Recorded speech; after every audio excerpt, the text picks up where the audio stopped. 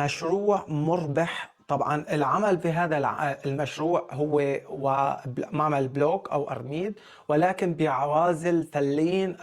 اول شيء عازل حراري، وعازل للبروده، وعازل طبعا للحراره. طبعا هذا العازل بيوفركم طبعا بيوفر لكم بالنسبه لتبريد البيت، بيوفر لكم طاقه، وبالنسبه لفصل الشتاء بيوفر لكم يعني كمان طاقة أو ديزل. أنتوا كيف بتحموا البيت.